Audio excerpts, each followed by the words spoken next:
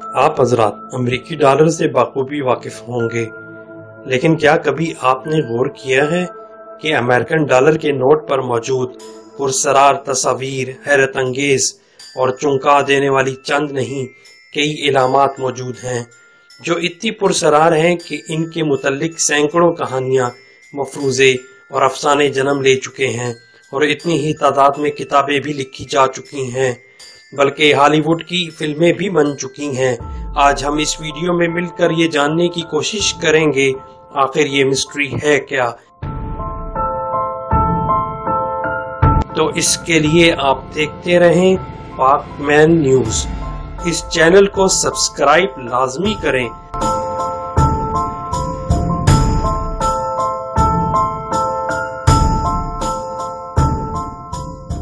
یہ American currency کے $1 کا نوٹ، جس کو بل ڈالر بھی کہتے ہیں، دیکھنے میں تو ایک کاغذ کی حیثیت رکھتا ہے،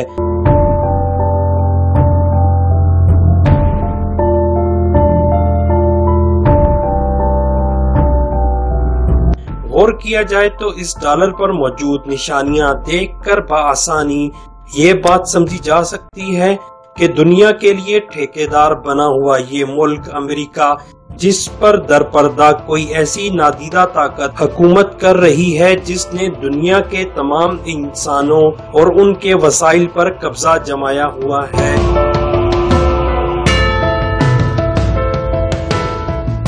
آخر وہ کون سی نادیدہ طاقت ہے، اس کا کیا مقصد ہے اور وہ کیا چاہتی ہے، یہ جاننے کے لیے ہم سب سے پہلے ڈالر کی اس سائٹ پر آتے ہیں، جہاں امریکہ کے 2 عظیم نشان یا سٹیمپس موجود ہیں۔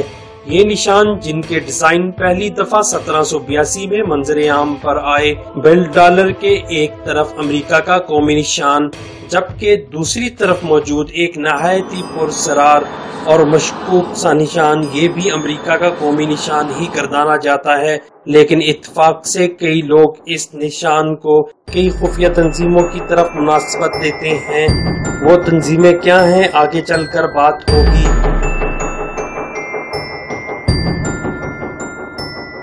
ابھی ہم سیدھے ہاتھ پر موجود امریکہ کے اس قومی نشان پر تھوڑی سی روشنی ڈالتے ہیں۔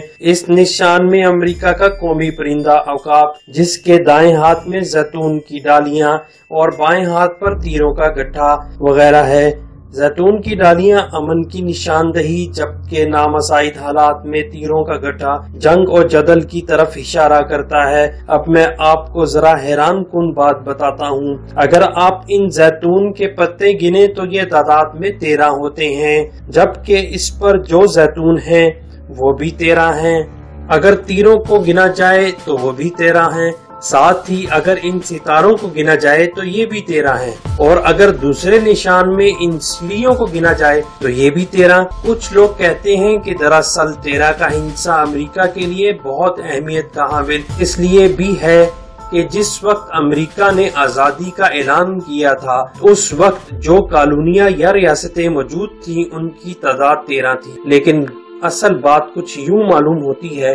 12ویں صدی عیسوی کے مشہور یہودی ربی موسیٰ بن میمونیڈس نے یہودیوں کے لیے ایک کتاب شریعت یہود تحریر کی، جس کا نام دی 13 principles of the Jewish faith, یعنی یہودی مذہب کے 13 احکامات۔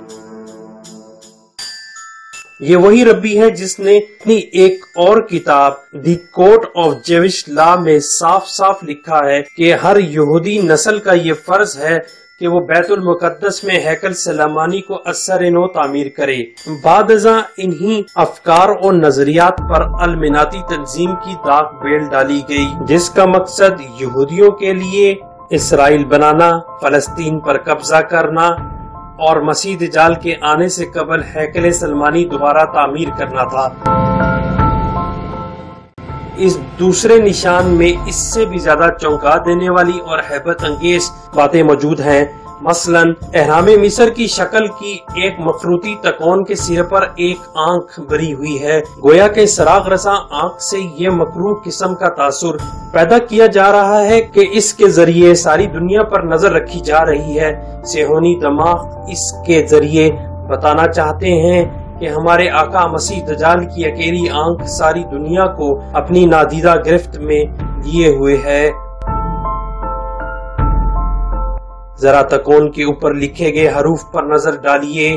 آئینیوٹ سیپٹس یا آئینیٹ کاپٹکس امریکی قوم یونانی اور لاطینی زبان نہیں جانتی، انگلش اور اسپانوی زبان سے واقف ہے، مگر حیرت یہ ہے کہ اس نوٹ پر غیر انگریزی زبان کے الفاظ درج ہیں۔ ان الفاظ کے معنی کامیابی سے ہمکناری کے ہیں، اور کامیابی سے ہمکناری کا مطلب یہ ہے خدا تعالیٰ نے یہودیوں کے لیے ایک جنتی منصوبہ بنایا اور ایک ارضی منصوبہ۔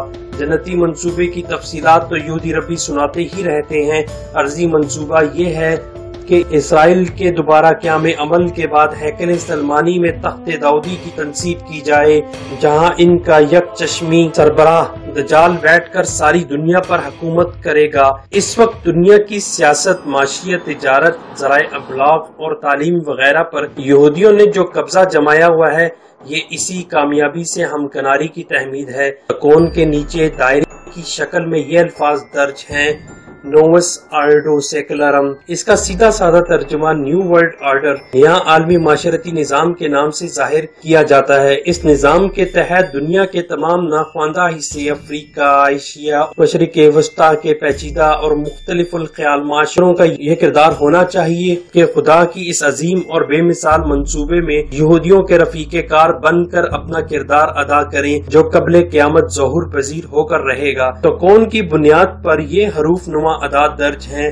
ان اعداد کو جمع کیا جائے تو یہ 1776 بنتا ہے۔ بظاہر یہ امریکہ کی آزادی کا عیسوی سن ہے، لیکن اس کا تعلق امریکہ کی حب الوطنی سے ہرگز نہیں۔ دراصل اس سال صہیونیت کے چوٹی کے دماغوں نے مل کر آرڈر آف ایلمناتی یعنی روشن الضمیر لوگوں کا نظام وضع کیا تھا۔ اس نظام کی تکمیل کے لیے یہودیوں نے امریکہ کو باور کرا رکھا۔ خدا امریکہ پر مہربان اس لیے ہے کہ امریکہ یہودیوں پر مہربان رہتا ہے۔ ایلمناتی دراصل ایلمنٹس لفظ سے نکلا ہے، جس کے معنی ہے روشنیوں کا دور۔ یاد رہے کہ اس تنظیم کی داغ بیل اس دور میں ڈالی گئی جس کو ایج آف لائٹننگ کہا جاتا ہے، یعنی یہ وہ دور تھا جب انسان نے سائنسی ترقی اور دنیا کے راز و رموز سے واقفیت کا پہلا زینہ طے کیا تھا۔ نئی نئی چیزیں دریافت ہو رہی تھیں۔ آئے روز طرح طرح کے سائنسدان اپنی تھیوریوں اور ریسرچ سے دنیا کو حیران کر رہے تھے۔ اسی اسنا 1776 میں جرمنی کی ریاست بوریو سے تعلق رکھنے والے فلاسفر جس کا نام یوہان ایڈم وائسپ تھا نے ایک خفیہ تنظیم کی بنیاد رکھی جس کا نام تھا دی آرڈر آف ایلمناتی۔ خالصتاً یہودی افکار و اغراض حاصل کرنے کے لیے بنائی گئی یہ تنظیم راتوں رات ترقی کی منازل طے کرتی ہوئی پورے یورپ تک پھیل گئی۔ کسی طرح اس خفیہ تنظیم کی بھنک وقت کے جرمنی کے حکمران چارلز ایڈورڈ کو پڑ گئی اور 1785 میں یہ تنظیم مکمل طور پر بین کر دی گئی۔ چارلز نے یہ بھانپتے ہوئے کہ یہ تنظیم دنیا کے لیے خطرناک ثابت ہوگی، اس کے خلاف کارروائی کی۔ اس تنظیم کے 2000 سے زائد نمائندے جو پوری یورپ میں پھیلے ہوئے تھے سب روپوش ہو گئے۔ بعد ازاں اس تنظیم کے بارے میں کوئی کچھ نہ جان سکا، لیکن 1798 میں ایک کتاب شائع ہوئی جس میں دعویٰ کیا گیا کہ یہ گروپ اب بھی موجود ہے اور نہایت خاموشی اور کامیابی کے ساتھ ترقی کی منازل طے کر رہا ہے۔ آرڈر آف ایلمناتی کی داغ بیل ڈالنے والا یوحان کے بارے میں مختلف آراء پیش کی جاتی ہیں۔ کچھ کے مطابق یوحان 1785 کے بعد روپوش ہو گیا اور وہاں سے امریکہ چلا گیا، جہاں اس نے 25 سال اس تنظیم کے لیے خفیہ طور پر کام کیا اور دنیا کو ایک نیو ورلڈ آرڈر دے کر چلا گیا۔ اس ڈالر میں اب ایک اور پوشیدہ چیز وہ یہ اس بڑے ایک کے پیچھے ایک چھوٹا سا عجیب و غریب نشان ہے۔ کچھ کے نزدیک یہ الو کا نشان ہے۔ فری میسنز اور ایلمناتی کے نزدیک الو کوئی عام سا پرندہ یا جاندار نہیں، بلکہ اس کی حیثیت اس مقدس سائمبل جیسی ہے جو ایلمناتی کی پرسرار اور شیطانی طاقتوں کا محافظ ہے۔ الو کو ایلمناتی میں ایک خاص مقام حاصل ہے۔ اس کو دجال کا نشان بھی سمجھا جاتا ہے اور ایلمناتی کا اصل نشان بھی الو ہی ہے۔ اس نشان کے بارے میں چہم گوئیاں یہاں پر ختم نہیں ہوتی، بلکہ کچھ لوگوں کا کہنا ہے کہ یہ الو نہیں بلکہ مکڑی اور اس کا جالا ہے۔ یہ ایسے ہی جیسے ایلمناتی نے اپنی دولت کے بلبوتے پر پوری دنیا میں حکمرانی کر رکھی ہے۔ یہ الو ہے یا مکڑی یا پرنٹنگ کی کوئی غلطی، یہ تو رب ہی بہتر جانتا ہے۔ لیکن ایک بات تو طے ہے کہ علمانات یا یہودیت کے جادوگروں نے دنیا بھر کے مالیاتی نظام کو اپنے شکنجے میں جگڑنے کے لیے سودی نظام کا ایک معاشی خاکہ متعارف کروایا، اور پھر دیکھتے ہی دیکھتے یہودیوں نے ورلڈ بینک اور IMF نامی مالیاتی اداروں کے ذریعے پوری دنیا اور تیسری دنیا کے پسماندہ ممالک کو قرضوں کی آڑ میں معاشی غلامی کا تاج پہنا دیا۔